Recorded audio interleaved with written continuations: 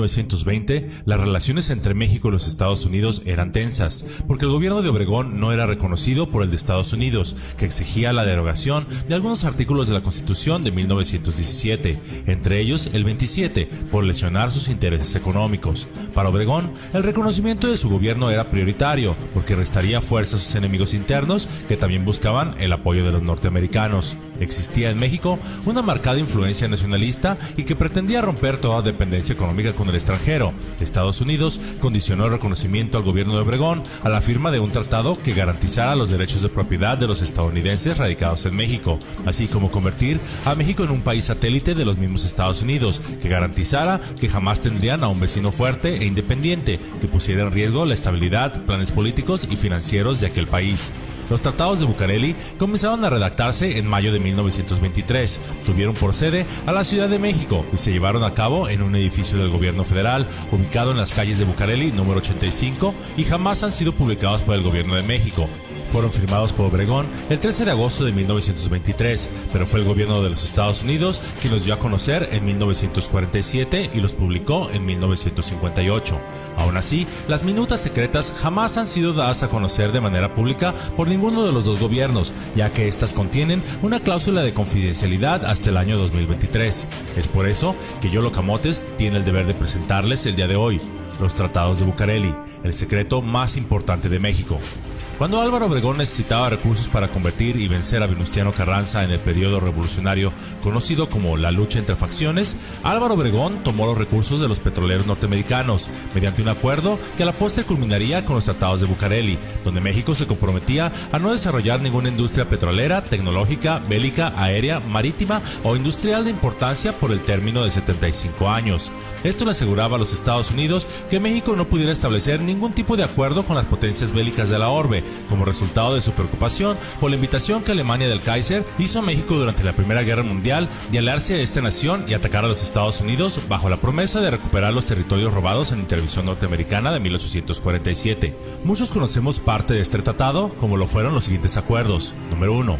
Las propiedades agrícolas expropiadas a estadounidenses se pagarían con bonos, si no eran mayores a 1.755 hectáreas. Las propiedades que rebasaran dicha extensión, el pago sería de inmediato y al contado. Número 2. Se integraría una comisión que se encargaría de revisar las reclamaciones pendientes a partir de 1868. Las reclamaciones originadas por la Revolución se resolverían aparte. Número 3.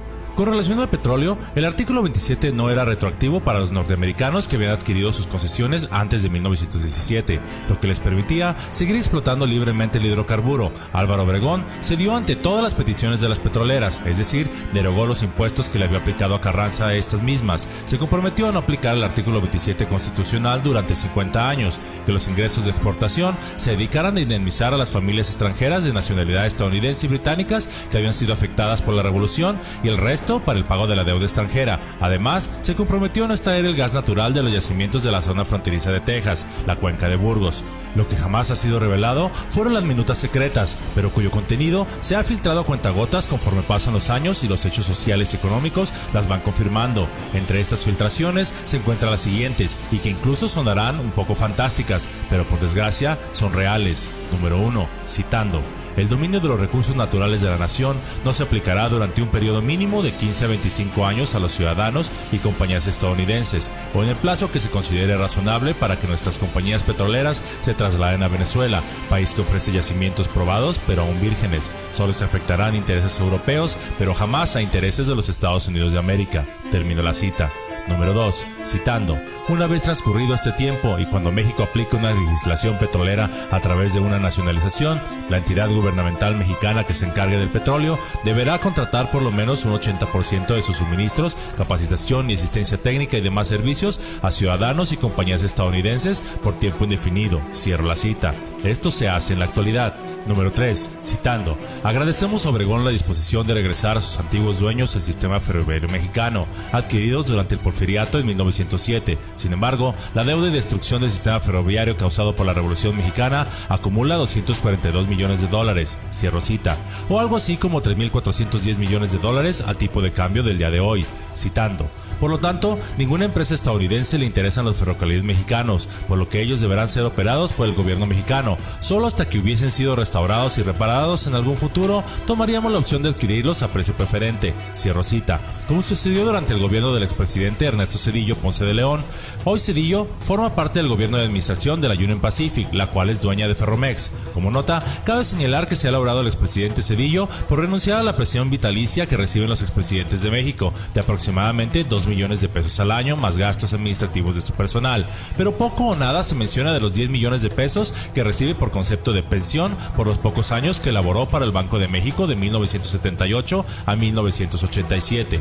Número 4. Cito: debido a la deuda y destrucción de la industria ferrocarrilera, se estima que por varias décadas el crecimiento de México será lento, por lo que México se obliga a sustituir gradualmente el sistema de ferrocarriles de pasajeros por una red carretera nacional, cuyos suministros para su construcción y asistencia técnica se harán exclusivamente a ciudadanos y compañías estadounidenses. De igual manera, los vehículos de transporte serán en un 80% importados de los Estados Unidos. Cierro cita. Como sucedió en los gobiernos que fueron desfasando el sistema ferrocarrilero de pasajeros de muy bajo costo, sustituyéndolo por uno carretero, y siendo el expresidente Zedillo el que dio el toque final a este sistema tan barato que comunicó a los mexicanos por muchas décadas. Aunque hoy se sigue empleando el sistema ferrocarrilero de carga, uno de los más rentables del mundo, por cierto, fueron adquiridos a precio de risa por la Union Pacific.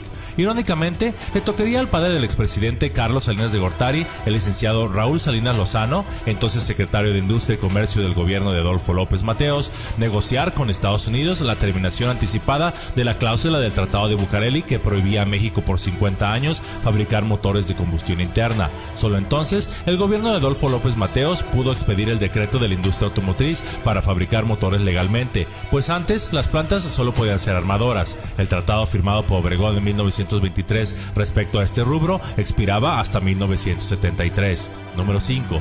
Cito: se establecerá un fondo especial para que las expropiaciones agrarias hechas a ciudadanos estadounidenses se cubran con bonos de la deuda pública mexicana con un interés del 5% anual. Cierro cita. Se dice que este punto fue uno de los que causaron que el sistema ejidal fracasara, pues fue tan elevada la suma exigida por el gobierno estadounidense que jamás se tuvo el dinero necesario para invertir en una infraestructura agraria adecuada y solo se repartieran tierras y miserias. El gobierno de los Estados Unidos también sugirió a México que si no tenía dinero, que restara presupuesto al rubro de la educación pública. Número 6. Cito: México se compromete a no afectar ni molestar bajo cualquier forma o título legal las propiedades, compañías y ciudadanos estadounidenses que no estén relacionadas con propiedades agrarias. Cierro cita. Número 7. Cito: después de 25 años, el gobierno de México estará en libertad de llevar a cabo procesos de industrialización que más le convengan, siempre y cuando el gobierno mexicano le otorgue a los ciudadanos y compañías estadounidenses la protección necesaria para crear y administrar esas industrias libremente, si es que los Estados Unidos está interesado. Cierro cita. Número 8. Cito: en reciprocidad a estos puntos, el gobierno de los Estados Unidos se compromete a otorgar el reconocimiento diplomático al gobierno de Obregón y a tener una posición de preferencia en créditos internacionales que éste requiera. Cierro cita. Los gobiernos revolucionarios aprovecharon esta oferta y que se traduce a que el día de hoy la deuda externa de México sea de 437 mil millones de dólares. Desde el gobierno de Obregón, la deuda comenzó a aumentar considerablemente hasta llegar a los 150 mil millones de dólares en el año 2000 con el presidente Ernesto Zedillo. En el sexenio del expresidente Fox lograría reducirla a 125 mil millones de dólares. Sin embargo, su sucesor, el expresidente Felipe Calderón, le agregaría otros 100 mil millones de dólares, y la actual administración revolucionaria del presidente Enrique Peña Nieto, ese que nos dice que lo bueno no se cuenta pero cuenta mucho, se han agregado otros 212 mil millones de dólares y aún no termina su sexenio. Número 10. Cito: ambas partes se comprometen a mantener todo bajo la más estricta confidencialidad por un mínimo de 100 años a partir de la fecha de reconocimiento diplomático, y si ambas partes lo juzgan conveniente, se podrá prorrogar otros 50 años más. Cierro cita. Es decir, esta cláusula nos dice que no verían la luz estos puntos sino hasta el 31 de agosto del año 2023, y si no, podría ser hasta el año 2073. Número 11. Cito: el tratado se hará en inglés y español, pero si existiese alguna controversia, será la versión expresión en inglés la que se empleará para resolver cualquier controversia, cierro cita. Adolfo de la Huerta, al secretario de Hacienda de Obregón y conocedor de estas cláusulas, se opuso tajantemente a este acuerdo, y ello sería una de las principales razones por las que tomó las armas contra Obregón y Calles. Pero Adolfo de la Huerta, revolucionario nacionalista, no estaba solo, contó además con numerosos seguidores, entre otros como lo fue el general Buelna, o mejor conocido como el Granito de Oro, lo cual hizo estremecer al régimen de Obregón. Cabe señalar que ya en una ocasión el general Buelna estuvo a punto de fusilar a Obregón por corrupto, ya que aceptó sobornos del régimen de Victoriano Huerta para dejarlo escapar en el puerto de Mazatlán, pero fue persuadido por el general Enrique Estrada de no hacerlo para no dañar la causa revolucionaria. También, estos acuerdos seguramente hubiesen despertado la cólera del general Villa, en ese entonces ya retirado, y que además siempre albergó fuertes sentimientos antiestadounidenses, por lo que existía una gran posibilidad que participara en una sublevación al lado de Huerta. Es por eso que es muy posible que Obregón intentara eliminarlo, así lo afirman testimonios anónimos de importantes funcionarios mexicanos cercanos a Obregón, los cuales aseguraron que este había sido uno de los requisitos para el reconocimiento de Obregón por parte de los Estados Unidos. El agente del FBI, la Agencia Federal de Investigaciones de los Estados Unidos, señala que cuando se le notificó que entonces el secretario de Gobernación, Plutarco Elías Calles, que Villa había sido asesinado, se limitó a decir: se ha cumplido la segunda de las condiciones básicas impuestas por Estados Unidos para el reconocimiento. En agosto de 1923, Estados Unidos otorgó su pleno reconocimiento al régimen de Obregón.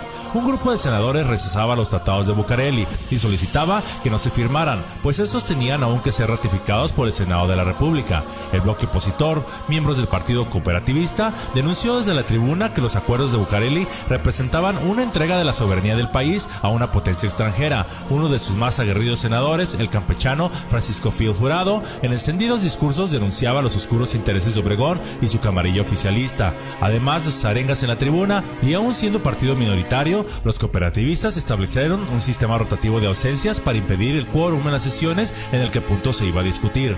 Los enfrentamientos verbales se sucedieron durante todo el mes de diciembre y las primeras semanas de enero, y se llegó al extremo de que el 14 de enero el diputado callista y también líder sindical Luis N. Morones amenazó desde la tribuna abiertamente y con acción directa del movimiento obrero contra los senadores rebeldes. Para quienes no conocen quién es Luis N. Morones, él fue un líder sindicalista fundador de la CROM, secretario de Industria, Comercio y Trabajo durante el gobierno de Calles, líder del Sindicato Nacional de Electricistas, diputado federal, y además se dice que fue parte del complot para asesinar posteriormente a Obregón, el cual, por cierto, no murió de una sola bala, según consta el reporte del forense, sino de 6 balas de varios calibres en distintas direcciones, a lo que el forense alguna vez en la confidencialidad familiar exclamó: fueron los 6 asesinos del general Obregón, o Toral usó 6 pistolas. Hoy en día, muchas calles, avenidas, colonias, edificios públicos llevan el nombre de Luis N. Morones. De la amenaza se pasó a los hechos, pues 9 días después, Fiel Jurado fue asesinado a balazos afuera de su casa. Fiel Jurado recibió 8 balazos en la cara, cuello y espalda. Casi a la misma hora, en otro lugar, los senadores cooperativistas Ildefonso Vázquez, de Nuevo León,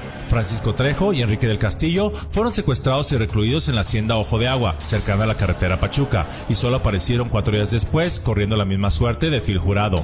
Y así, en la sesión del Senado del 1 de febrero de 1924 hubo quórum, los tratados de Bucareli fueron ratificados. Hoy en día nadie recuerda a esos verdaderos y adorables senadores como Fiel Jurado, que pagaron con su vida el intentar defender a la patria. Sobre los tratados, José Vasconcelos, a sazón secretario de Educación Pública en esos tiempos, afirmó: esto es precisamente lo que quería el Plan Poinsett, la desaparición del español como propietario de la tierra mexicana, y enseguida del español, la desaparición también del propietario mexicano. Qué suerte le tocó a Obregón ser quien diera el primer paso para la total transferencia de la propiedad raíz de México en provecho de los norteamericanos. Cierro cita. Y así, la oposición fue perdiendo fuerza ante el reconocimiento del régimen de Obregón, otorgándole además financiamiento y pertrechos militares que le permitieron acabar con la rebelión en cuestión de algunos meses. Adolfo de la Huerta jamás se aprovechó de su posición cuando fue presidente de la República, ni tampoco cuando fue secretario de Hacienda, por lo que él no contaba con algún guardadito como lo hicieron otros políticos. Él tuvo que huir a Estados Unidos, donde terminó sus días dando clases de música particular para poder mantener a su familia. El general Buelna murió durante el asalto a la ciudad de Morelia.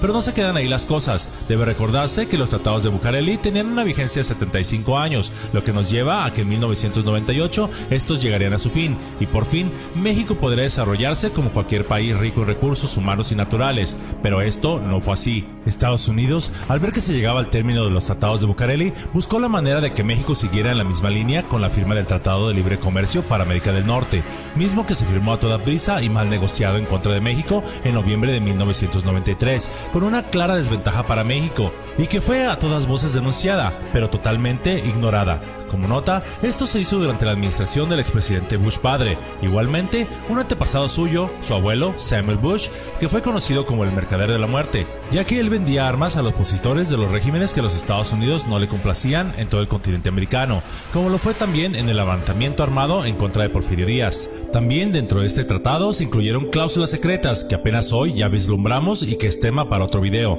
Solo basta decir que cuando se negoció el Tratado de Libre Comercio, el tratado que aprobó el Congreso no fue el completo, pues entonces el secretario de Comercio, Serra Puche, había presentado en la mesa de negociaciones unas cartas paralelas, pero vinculantes. Esas cartas paralelas, como así le llamaron, eran las cartas paralelas secretas de los tratados de Bucareli, suscritas por Obregón. Tenemos varios sospechosos eventos que nos muestran cómo se ha limitado la industria tecnológica mexicana. México intentó tener una industria aeroespacial que fue olvidada por el gobierno en la década de los años 70, precisamente cuando México comenzaba a surgir como un potencial competidor para la industria espacial estadounidense en la colocación de satélites comerciales. Hoy en día dependemos de terceros países para la colocación de los mismos. En la década de los años 50, el ingeniero mecánico Emilio Gómez Montión, el que logró patentar un estabilizador para cohetes que después le compró la NASA en la década de los años 60, y en ese entonces aún solo un joven laborando en la Comisión Federal de Electricidad, sugirió a uno de sus directivos que emplearan canastillas neumáticas aéreas para así evitar accidentes que se daban frecuentemente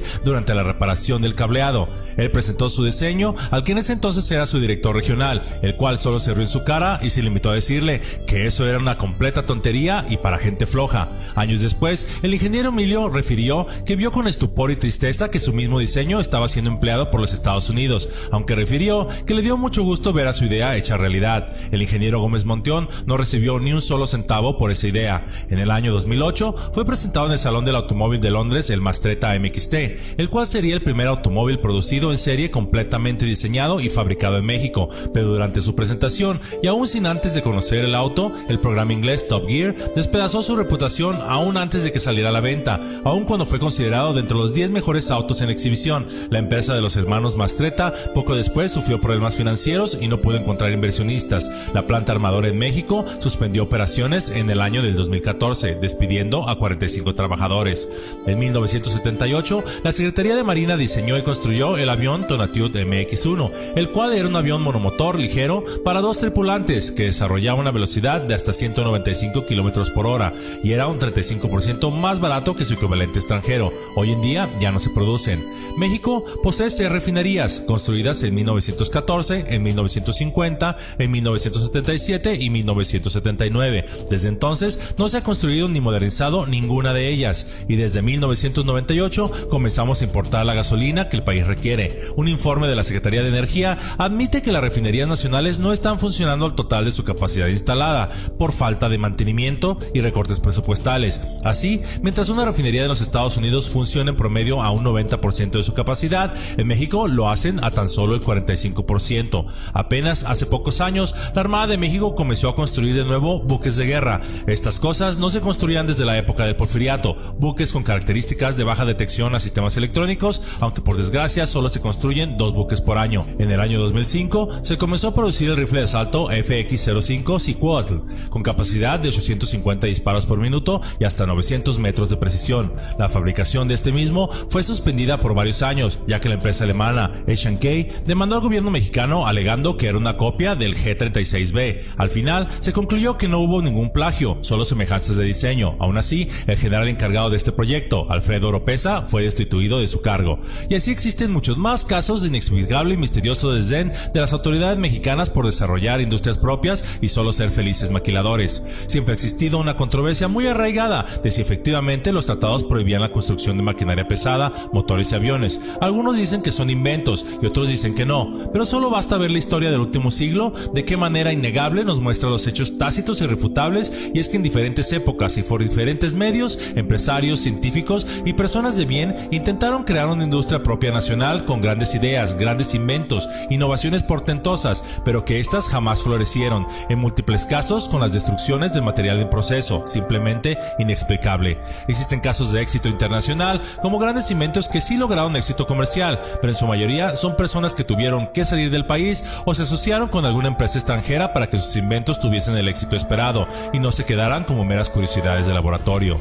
Quizá este panorama pudiese parecer desolador, pero aún así México es la economía número 11 en el planeta, posee premios Nobel, infinidad de riquezas culturales y naturales, lo que lo hacen uno de los países más ricos y diversos del mundo, cuenta con más de 38,000 sitios arqueológicos, posee ciudades reconocidas como Patrimonio Cultural de la Humanidad, gastronomía inigualable. El mexicano promedio trabaja más que sus contrapartes en países como Japón, Estados Unidos o la Unión Europea, porque a pesar de todo, de los políticos que han traicionado a la patria y robado a la misma, de las potencias que nos han invadido, golpeado y hurtado nuestros recursos naturales, de la delincuencia que nos ha robado la paz, de la falta de cortesía de unos con otros, de la carencia de civilidad y de educación, de los secuestros, etc. A pesar de todo esto y mucho más, México sigue en pie, ya que está poblado por gente buena, noble y trabajadora, muy alegre y que siempre encuentra motivos para luchar, para vencer y para seguir dando lo mejor que tenemos, nuestra sonrisa. Si aún a pesar de todos estos obstáculos, el mexicano encuentra motivos para sonreír,